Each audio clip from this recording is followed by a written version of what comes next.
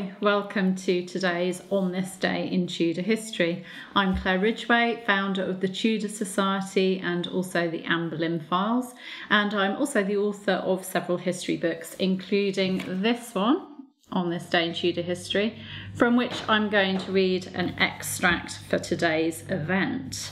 So let's start. On the 15th of January 1559, a date chosen by her astrologer, Dr. John Dee, a triumphant Elizabeth Tudor, daughter of Henry VIII and Anne Boleyn, processed from Westminster Hall into Westminster Abbey to be crowned Queen. She was just 25 years old. She was the third child of Henry VIII to become monarch and was the longest reigning of them, ruling England for over 44 years. Elizabeth's coronation day began in Westminster Hall, which had been decorated with her father's sumptuous tapestries and his collection of gold and gilt plate.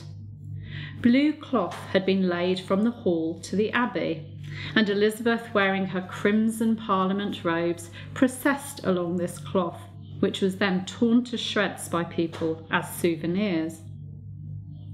Elizabeth processed to the crossing in the abbey and withdrew to a curtained enclosure to change.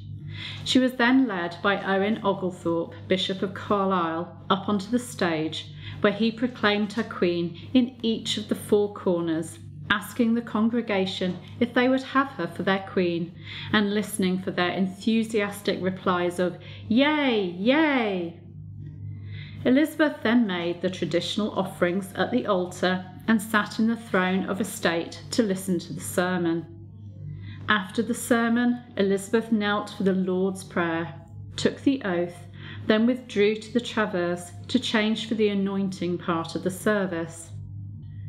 Wearing a kirtle of gold and silver and leaning on cloth of gold cushions which had been placed before the altar, Elizabeth was anointed on the shoulder blades, breast, arms, hands and head. She was then dressed in white gloves, a white coif, and the white dalmatic of a deacon. Now that she'd sworn the oath and been anointed, she could sit in St. Edward's chair and receive the sword, armils, mantle, ring and sceptre, and be crowned. She was crowned with 3 different crowns, one after the other, with fanfares marking each crowning. Elizabeth was then dressed in gold right down to her shoes, and with the sceptre in one hand and orb in the other, she processed onto the stage where she sat in the throne.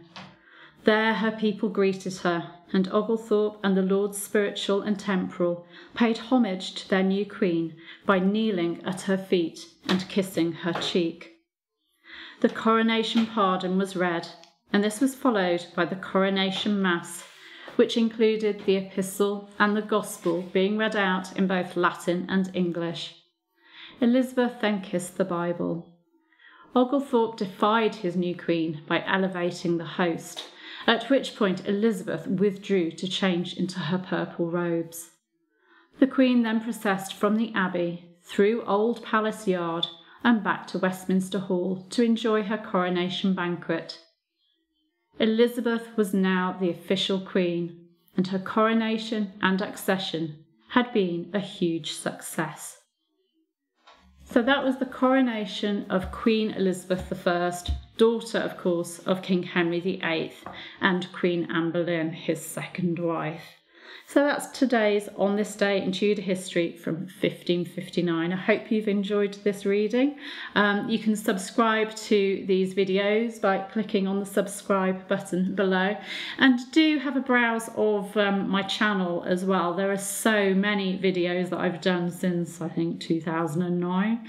There are lots and lots of videos on Tudor history, Anne Boleyn, Henry VIII, you name it, it's there. So do have a good browse. Take care. See you tomorrow. Bye bye.